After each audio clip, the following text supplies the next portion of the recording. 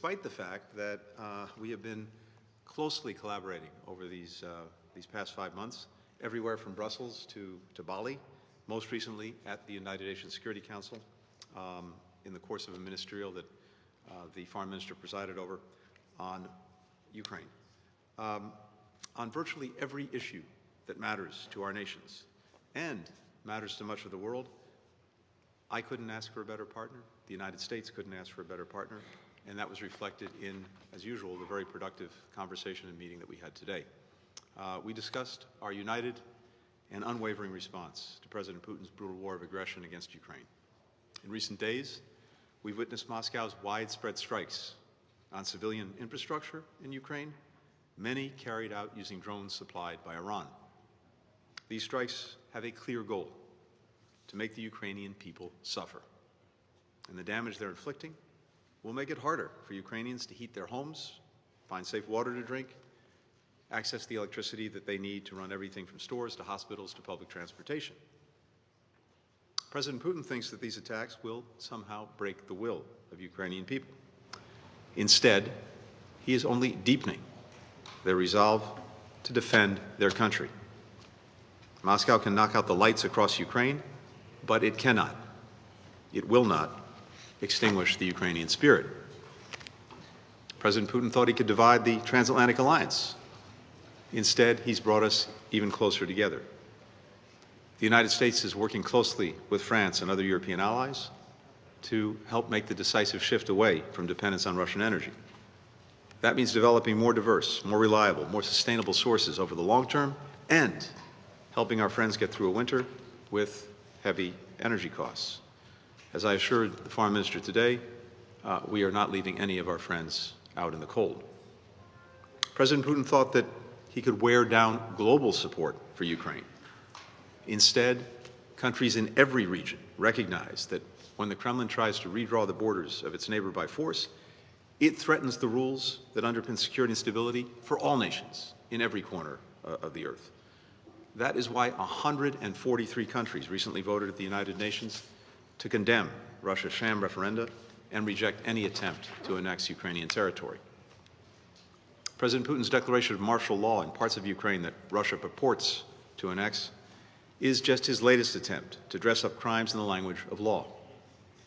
His move also reveals the lie at the heart of Russia's purported annexation. If 99% of people in these parts of Ukraine want to be part of Russia, why does President Putin have to impose martial law to control them? The Foreign Minister and I spoke about how we can continue to provide robust support for Ukraine's efforts to defend itself and to deliver vital humanitarian aid to the Ukrainian people, while also continuing to raise the costs on President Putin and his enablers for their actions. And we reaffirmed our commitment to meaningful diplomacy that can bring an end to the war, even as Moscow continues to demonstrate through its escalatory actions that its claim to be open to diplomacy is as hollow as it's been since President Putin launched his invasion in February.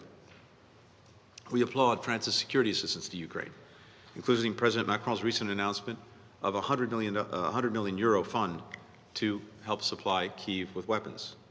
France is also host to more than 100,000 Ukrainian refugees, including thousands who've been welcomed into French households.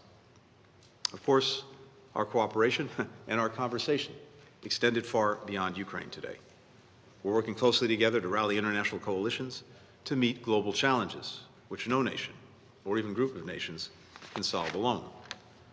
That includes our joint efforts to combat the climate crisis.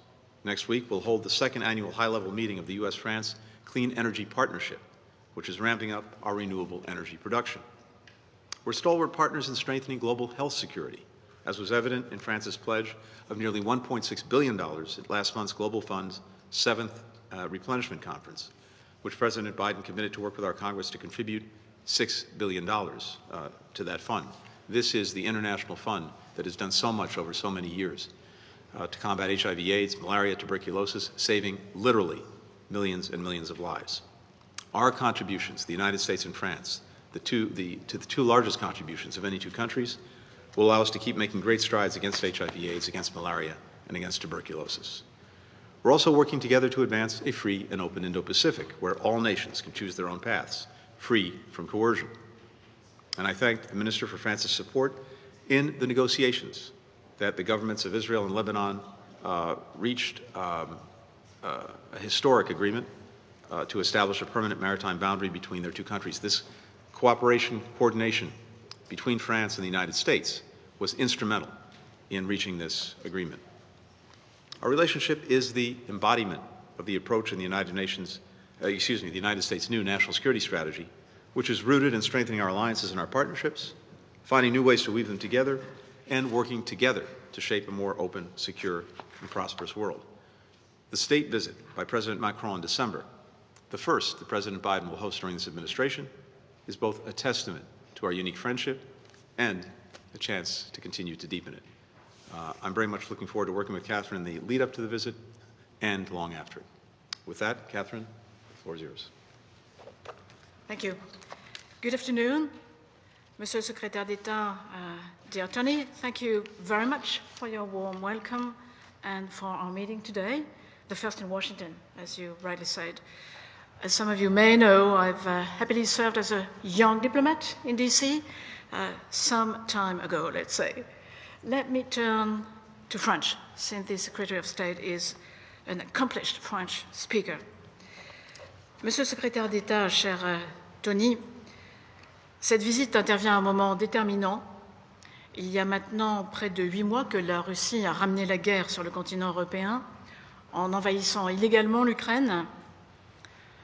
Elle menace notre sécurité collective, elle viole les principes fondamentaux de la Charte des Nations Unies, tout comme ses propres engagements, et elle bafoue jour après jour le droit de la guerre et le droit international humanitaire par les crimes qu'elle commet.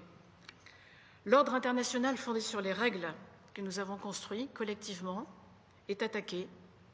Cette guerre n'est donc pas un enjeu régional, elle est l'affaire de tous, alors que le Kremlin exerce un chantage sur le monde, notamment un chantage énergétique et alimentaire, en complément de ces attaques contre les principes mêmes qui permettent aux États membres de la communauté internationale de vivre ensemble, je l'ai déjà souligné.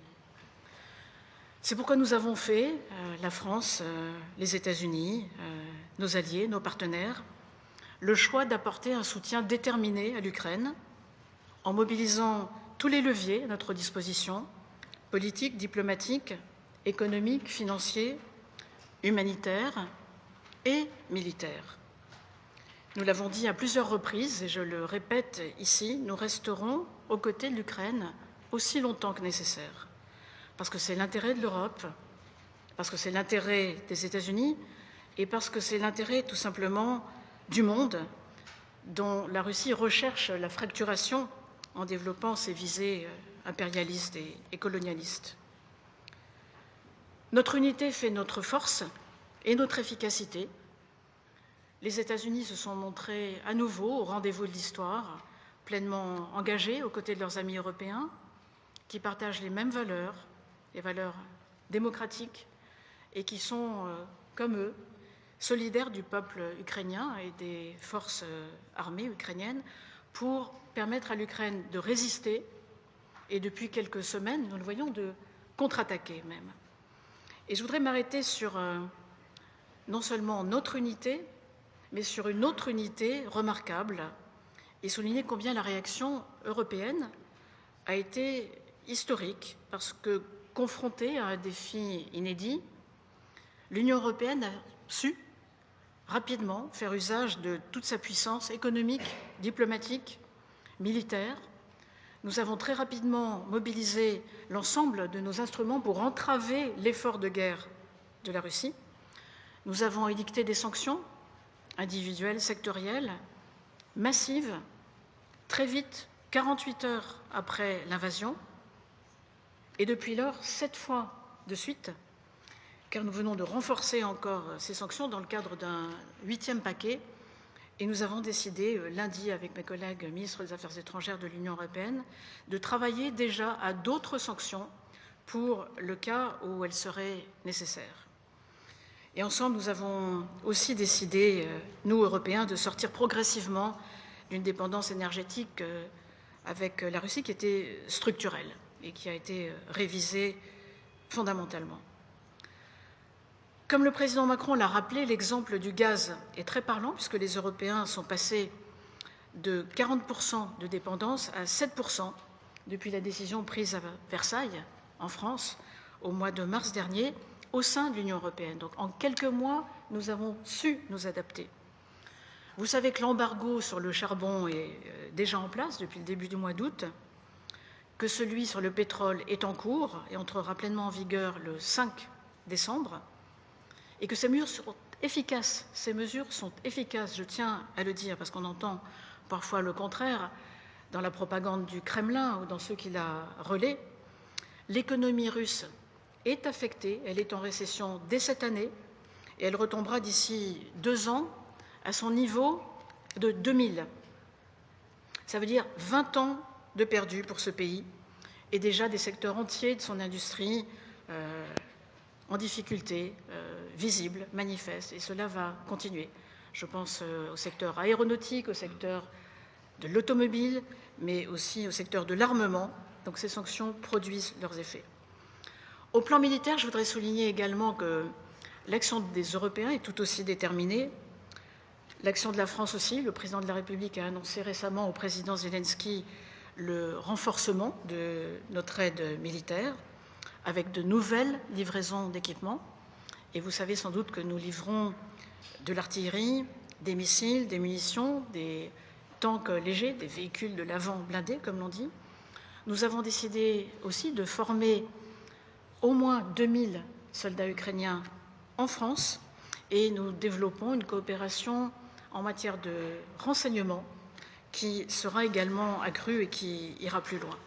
Donc nous faisons notre part comme il le faut et nous la faisons tous ensemble. Nous poursuivons aussi notre soutien humanitaire et de reconstruction d'urgence, un soutien qui sera plus que jamais nécessaire à l'approche de l'hiver où il faut aider la population ukrainienne à tenir et où on voit que la Russie frappe les installations productrices d'énergie. Toutes les infrastructures énergétiques sont affectées. Nous accueillons aussi des réfugiés. La France est un peu plus loin vers l'ouest, mais l'Europe accueille 10 millions de réfugiés qui sont les bienvenus chez nous, qui rencontrent un bon accueil. Les enfants, selon nos lois, peuvent être scolarisés. Les Ukrainiennes, ce sont surtout des femmes, et les Ukrainiens qui seraient là peuvent travailler en Europe.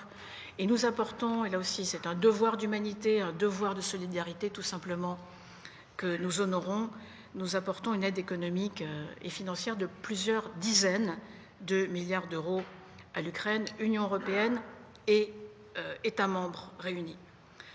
Et puis nous apportons aussi un appui concret sur le plan de la lutte contre l'impunité.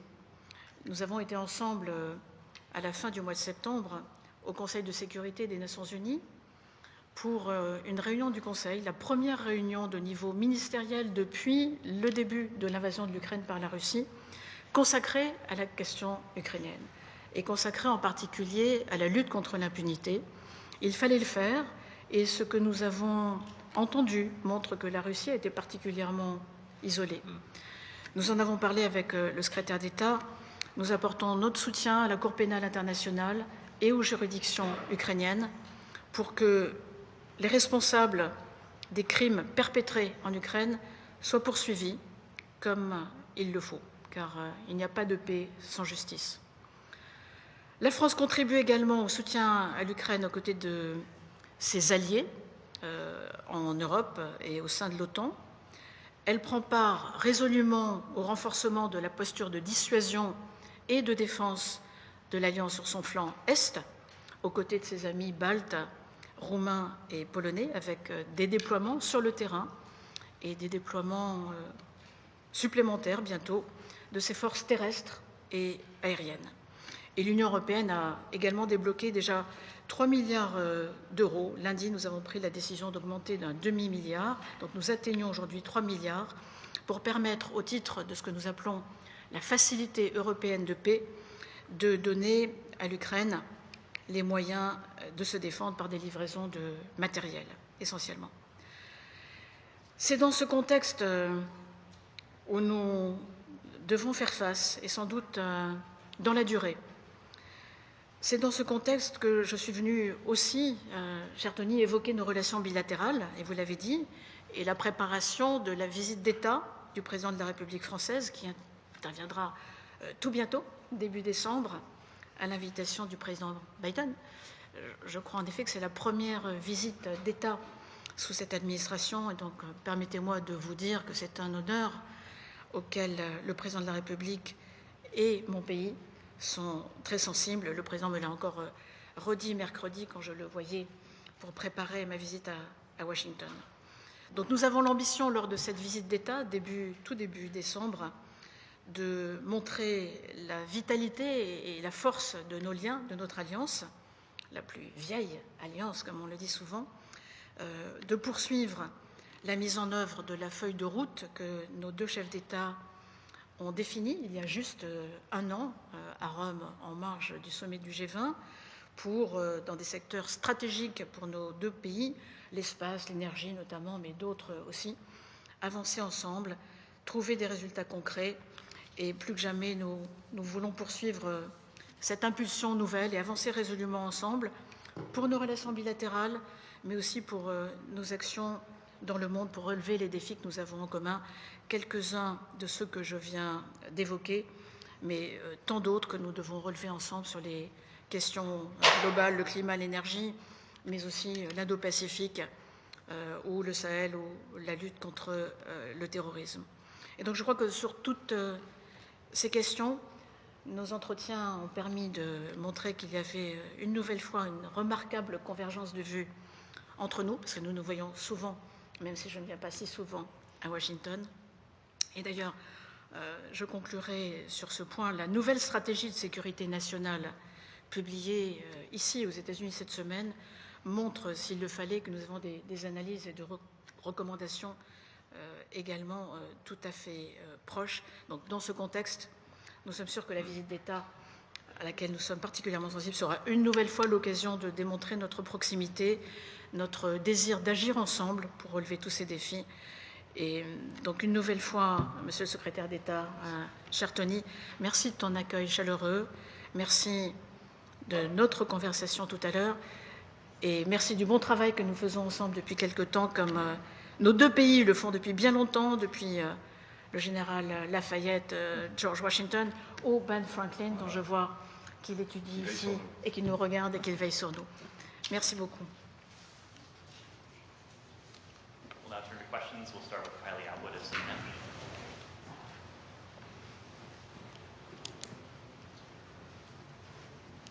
Hi, happy afternoon, and thank you guys for taking some questions. Secretary Blinken, two questions, one on Iran and one on Russia. We have heard U.S. officials in recent days be very clear in saying that reviving the Iran nuclear deal isn't a focus for the United States right now.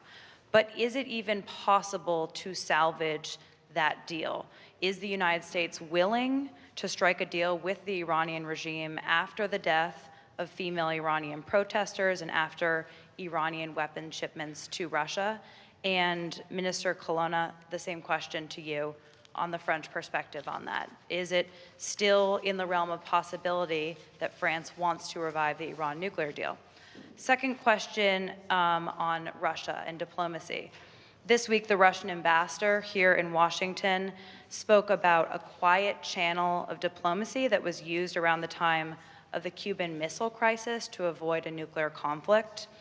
Then Attorney General Robert F. Kennedy and the Russian ambassador here were leading that channel. Has the Biden administration studied that model and considered how to replicate something similar to that going forward to try and trigger a diplomatic path out of this war? Thank you. Kylie, thanks very much. I'm happy to start and then turn it over to Catherine. First, with regard to Iran, broadly, the JCPOA in particular. Look, right now, the eyes of the world are on the protests in Iran, the extraordinary courage of young Iranians, especially women, who are standing up at great personal risk for their basic rights, for their basic freedoms, and encountering, once again, the brutal repression of their government. And as you know, we've taken a number of steps in recent weeks in solidarity with them, in support of them, in support of every Iranian who simply wants the freedom to express their views and to have their voices heard. We've issued sanctions against the so-called morality police that are the ones who, among other things, are responsible for the death of Mahsa Amini. Of course, we've also taken steps to ensure, to the best of our ability, that through technology, Iranians can continue to communicate with one another and with the outside world. And that goes to the work that we did to make sure that we had a license in place that allows technology companies as best they can to get the necessary communications technology to Iranians. So that's where I think the world's focus is. Having said that, with regard to the JCPOA, two things. First, there's no imminent agreement, and there's no imminent agreement because the Iranians continue to inject extraneous issues into the discussions about the JCPOA. And as long as they continue to do that, there is no possibility, no prospect for an agreement. We continue to believe that a diplomatic resolution to the challenge posed by Iran's nuclear program remains the best way forward. And we continue to be determined that Iran never acquire a nuclear weapon or the capacity to build one, including the fissile material necessary to fuel one. The JCPOA, when it was in existence, was successful in putting Iran's program, its nuclear program, into a box. And unfortunately, in leaving that agreement, it's allowed Iran to get out of the box that it was in terms of its nuclear program. We continue to have an interest in seeing that program put back in the box. We continue to believe that diplomacy is the best way to do that. But in this moment, there's no prospect for an agreement, again, because Iran continues to inject extraneous issues into the conversations that we've had. In the European Union, our partners, France, Germany, the United Kingdom, are all in the same place when it comes to that.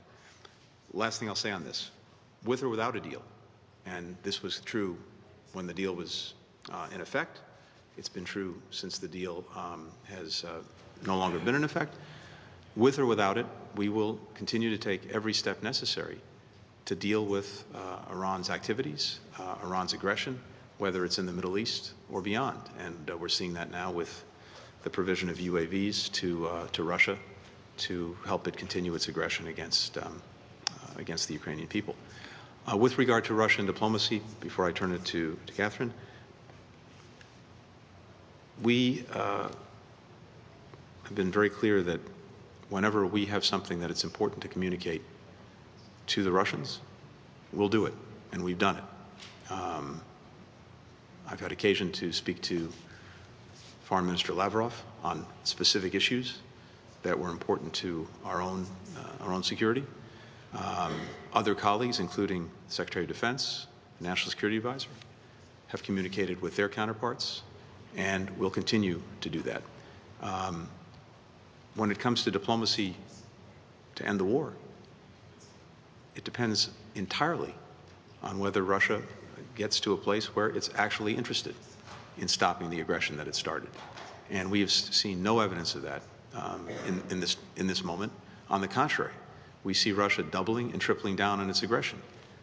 In the last month, the mobilization of hundreds of thousands of Russians, horrifically cannon fodder that Putin is trying to throw into the war. For the 300,000 Russians that have purportedly been mobilized, more than that number have fled the country to avoid having to go to Ukraine. Second, of course, this effort to have these sham referenda and then annex Ukrainian territory, which was rejected by virtually the entire world, 143 countries. Now, a horrific bombing campaign against critical civilian infrastructure, against, as Catherine said, the facilities across the country that are trying to generate electricity and power for the country to keep the lights on, to keep people warm during the winter. brutalizing the Ukrainian people. So every indication is that far from being willing to engage in meaningful diplomacy, President Putin continues to push in the opposite direction. The fundamental problem he has is that not only are the Ukrainian people extraordinarily courageous and resilient, they're also very successful in not only repelling the aggression, but taking their land back. And it all comes down to what I've been saying for some time, which is that with the assistance that we've been providing, with the incredible courage of the Ukrainian people, the fundamental difference maker is that Ukrainians are fighting for their country, for their land, for their future. Russia is not. The sooner President Putin understands that and comes to that conclusion, the sooner we'll be able to end this war. Riley, we need to go on to the next point, Minister, please. Well, we consider and will consider every means to advance diplomacy. If we see an opening to advance it by whatever means, of course, we'll always look at it. But as I said, in this moment, Russia shows no signs of being willing to engage in meaningful diplomacy by any means. Thank you for your question regarding Iran. I say we pretty much align on this one as well. Let me switch to French. On the GPCOA, à propos du GPCOA, le secrétaire d'État a répondu en détail. Une proposition a été faite à l'Iran à l'issue de très longues négociations. Proposition qui vise à traiter la question nucléaire iranienne, qui est sérieuse pour ne pas dire grave. Cette proposition, l'Iran ne l'a pas encore acceptée, alors qu'il lui a été dit clairement qu'il n'y aura pas de meilleure proposition sur la table et qu'il lui revient de prendre une décision et de l'accepter s'il le peut. Le président de la République, le président Macron, est même allé jusqu'à s'entretenir avec le président Raisi en marge de l'Assemblée générale des Nations unies à New York pour vérifier quelle était sa disposition d'esprit. Et malheureusement, nous avons constaté que l'heure n'était pas pour l'Iran à l'acceptation de la proposition qui avait été faite. Donc, à ce pays de prendre une décision.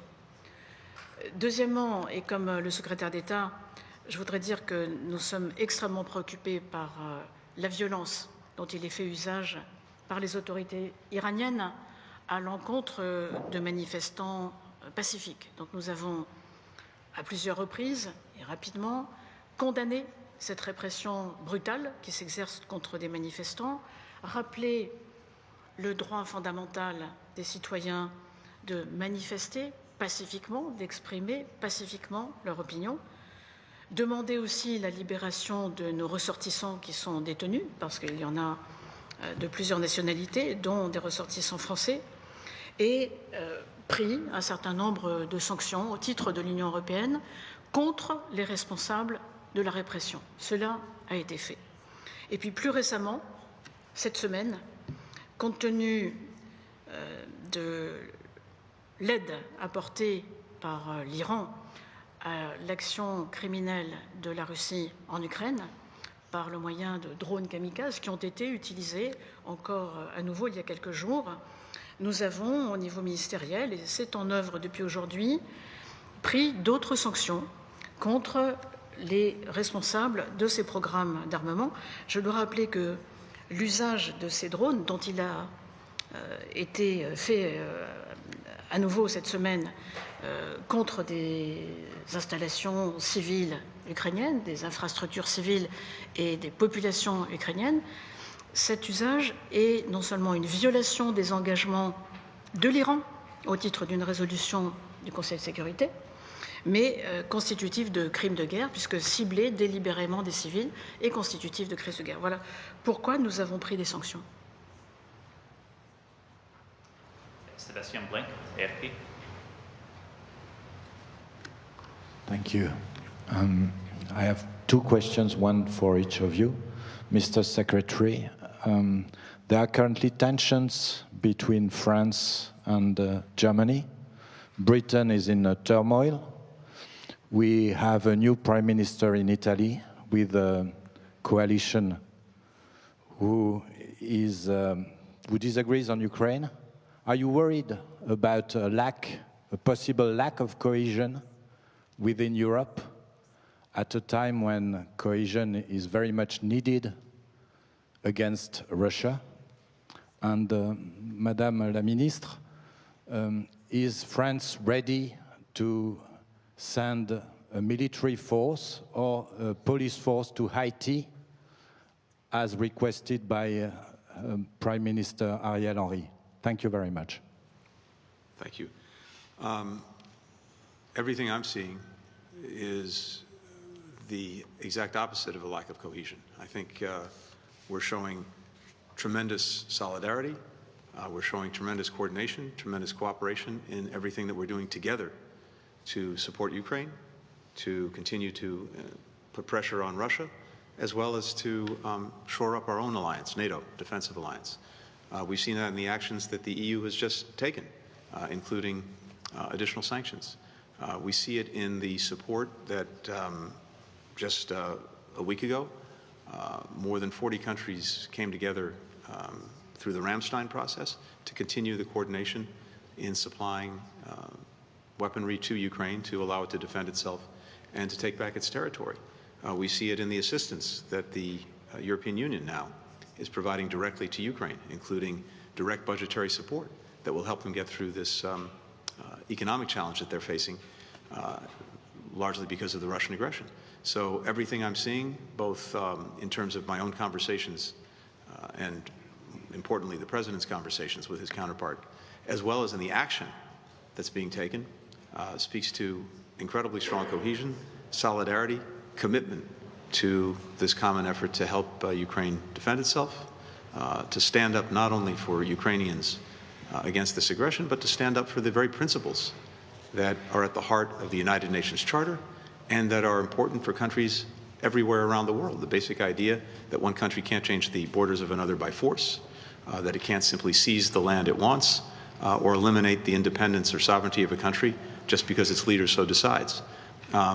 Together, Europe, the United States, are standing strong in defense of those basic principles, and that's something that's important not just to our own countries, but to countries around the world. And it was further manifested by the fact that with a resolution that was led by the European Union at the UN General Assembly just a week ago, 143 countries stood up together in opposition to what Russia is doing in Ukraine. Merci, Monsieur. Nous soutenons la recherche de la stabilité pour Haïti, un pays qui, une fois de plus, plonge dans la violence et n'est pas sorti de la pauvreté, et qui est désormais dans une situation d'insécurité grave avec, nous le voyons, une prise en main par des gangs criminels qui ne font qu'aggraver sa situation. Donc, je voudrais saluer à ce titre l'adoption de la résolution aujourd'hui au Conseil de sécurité à l'unanimité, ce qui est intéressant aussi quand nous considérons l'état de la société internationale.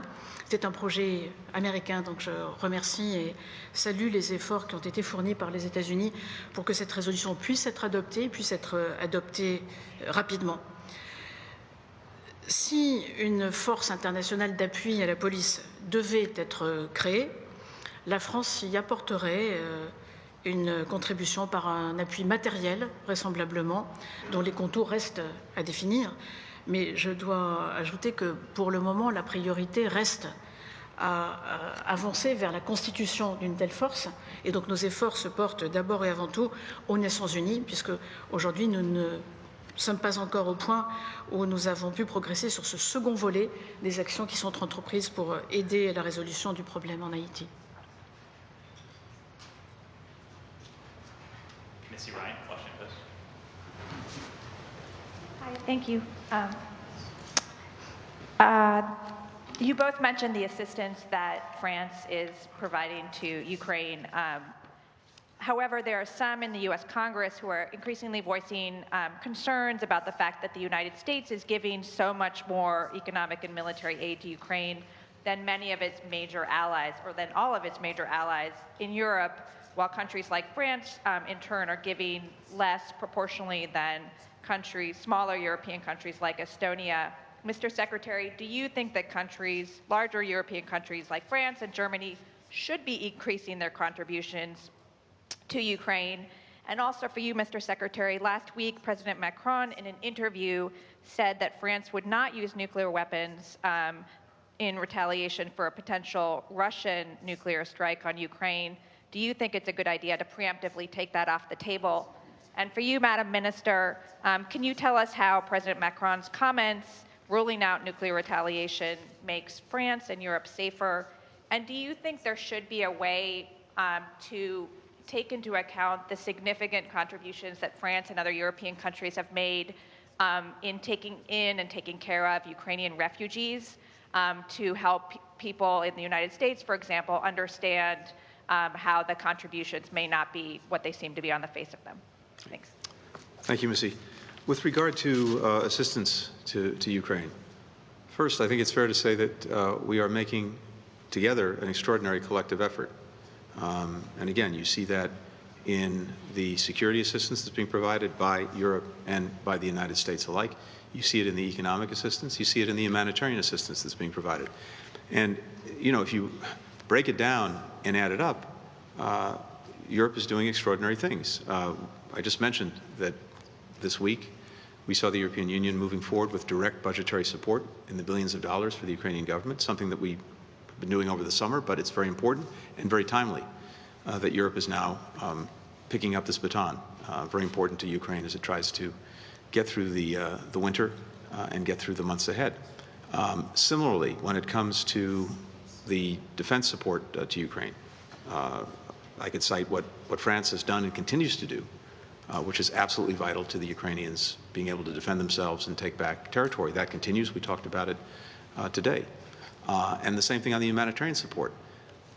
It's also true that there are literally millions of Ukrainian refugees in Europe being welcomed by a whole variety of European countries, the kids going to school, the parents being able to work and getting support. That's significant. That has to be added to the equation. So this is a collective responsibility that we are undertaking collectively. And one of the things that we're working on virtually every day is making sure that we're coordinated, making sure we're being responsive to the needs, and doing it together. So I've been impressed with this collective effort, and based on our conversations and based on conversations with other European colleagues, I have no doubt that that will continue. When it comes to nuclear weapons, two things. There has been loose talk coming from President Putin and from other Russians about this. It's the height of irresponsibility, particularly coming from a member of the United Nations Security Council. It's something that we look at very carefully and that we take very seriously, given what Russia's already done in Ukraine. We've to date seen no reason to change our own nuclear posture, but we will track it very carefully. And let me just say, for our part, I'm not going to speak for France or for anyone else, we've communicated very clearly, very directly to Russia the consequences for any use of a nuclear weapon. Je poursuivrai sur ce premier thème, Madame, avant de vous répondre sur les réfugiés, en reprenant en écho de ce qu'a dit le secrétaire d'État, le fait que lorsqu'on parle d'armes nucléaires, il faut parler avec une particulière mesure, pour ne pas dire avec prudence. Et donc, une nouvelle fois, je dirais simplement que nous appelons la Russie à agir comme une puissance responsable. C'est une puissance dotée, et à ce titre, elle a des responsabilités particulières. L'arme nucléaire, c'est une arme de dissuasion, et je crois qu'en rappelant cela, tout est dit. C'est une arme de dissuasion. Quant à la doctrine française, elle est connue, elle est fixée par le président de la République, et c'est celle-ci. Vous m'avez interrogé également, Madame, sur l'accueil en Europe de millions et de millions de réfugiés, le plus souvent des femmes et des enfants, où ils sont bien accueillis, où ils s'insèrent bien. Et non, je ne veux pas en faire un argument pour convaincre qui aurait besoin d'être convaincu qu'il faut aider l'Ukraine. En les accueillant, nous faisons notre devoir d'humanité, nous faisons notre devoir de solidarité, et c'est normal. Alors oui, il y a un coût à cela. Et pour l'accueil des réfugiés, je crois que d'ores et déjà, on a évalué à 17 ou 18 milliards d'euros. Et nous ne sommes que fin octobre, et donc tout ça va continuer. L'accueil, le poids de l'accueil que l'Union européenne permet aux États membres de soutenir, et il faudra soutenir cet effort dans la durée. Mais je n'en ferai certainement pas un argument. En revanche, oui, il faut parler des faits, et les faits sont, comme le disait le secrétaire d'État, que la France, l'Europe en tant que telle, les États de l'Union européenne prennent leur part du fardeau, font leur devoir, consacrent d'ores et déjà plusieurs dizaines de milliards d'euros à l'aide macroéconomique, financière, de reconstruction, en aide humanitaire directe, sans faire mention de ce que représente l'accueil de réfugiés dont je parlais il y a un instant. Un dernier mot. Ne jouons pas le jeu de ceux qui voudraient nous diviser. Notre unité a été remarquable. Peut-être que la Russie ne s'y attendait pas. Et elle fait notre force, elle fait notre efficacité. Donc nous souhaitons vraiment appeler l'attention des uns et des autres sur le fait que nous sommes ensemble pour faire prévaloir les grands principes du droit international et qu'un ordre fondé sur les règles ne soit pas menacé comme il l'est aujourd'hui par la Russie. Il faut être très clair sur ce qui est en jeu, et ce qui est en jeu, c'est cela. Ce n'est pas seulement le sort de l'Ukraine ou la sécurité du continent européen. C'est vraiment l'affaire de tous et l'intérêt de tous les pays dans le monde. We'll take a final question from Keely Sullivan, France 2. Yes, thank you, Mr. Colonna, Secretary Blinken. Mr. Secretary, if I may, I would actually like to ask you a question in French. Allons-y. Ok, c'est parti. Je vous demande je vous interroge sur une question, sur une déclaration qui a été déclarée par la Maison Blanche hier, selon laquelle il y avait des militaires iraniens qui étaient retrouvés en Crimée et qui aidaient évidemment des Russes avec des frappes de drones en Ukraine. Je me demande à vous, est-ce que vous envisagez qu'il y aurait une réponse, c'est-à-dire peut-être des nouvelles sanctions proposées par les États-Unis ou une réponse un peu en parallèle? Et également à vous, Madame la Ministre, je vous pose aussi, suite directement aux sanctions qui ont été approuvées par l'Union européenne, est-ce que vous envisagez qu'il y aurait un plus, une réponse de plus, suite à cette déclaration de la Maison-Blanche? Merci. Merci pour cette question. Je vais vous répondre en anglais si vous me permettez. First, we've been warning going back to July about Iranian plans to provide UAVs to Russia for use in Ukraine. So this is something that we have been seeing in the works, and now we're seeing in reality. Back in September, a month ago, the Russians moved UAVs that they acquired from Iran into Crimea to use against the Ukrainian people. And as we said, Russian military personnel in Crimea have been piloting these Iranian UAVs, using them to conduct kinetic strikes across Ukraine, including strikes against Kyiv just in recent days, and against all sorts of civilian infrastructure and civilians themselves. That's truly deplorable. And yes, we also see Iranian military personnel on the ground in Crimea who are assisting Russia in these operations.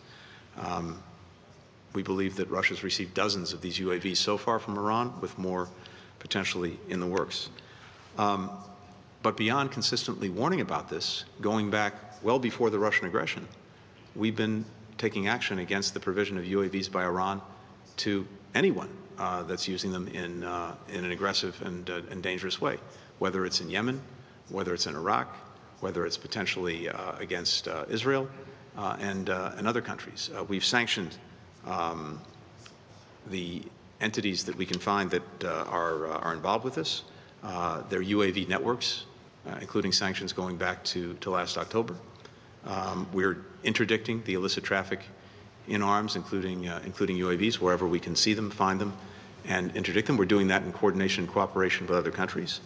And we're continuing to build up the defenses of our partners, including in Ukraine, against the use of UAVs or any other kinds of weapon systems that Iran may be engaged in.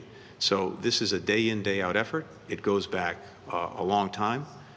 but it's now spread to Ukraine through Russia, and we're determined to stand against it wherever it's happening. Merci, Madame. Sur les sanctions, je signalais que nous avons déjà pris 8 séries de sanctions contre la machine de guerre russe et contre les fauteurs de guerre, et que ces sanctions seront renforcées si nécessaire. Je rappelais qu'il y a quelques jours, lundi, nous avons décidé de lancer un travail pour envisager ce qui pourrait être fait si cela devait être nécessaire. Mais votre question portait sur l'Iran, et sur l'Iran, là aussi, je répéterai ce que nous avons déjà dit. Nous avons pris contre l'Iran, en tant qu'Union européenne, des sanctions contre les responsables de la répression, et puis plus récemment, cette semaine, des sanctions contre l'Iran en raison de la livraison de matériel militaire à la Russie, utilisé contre l'Ukraine, en violation des engagements de l'Iran, en violation de ses obligations vis-à-vis de la communauté internationale. Il y a une résolution du Conseil de sécurité qui l'interdit, et, permettez-moi d'ajouter, en complicité des crimes de guerre qui sont commis par la Russie en Ukraine.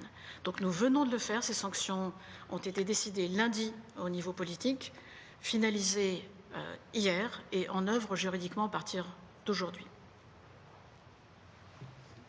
Thank you, Your Excellencies. That concludes the press avail. Thank you. Thank you. Thanks, everyone. Merci. Thanks, everyone. Merci.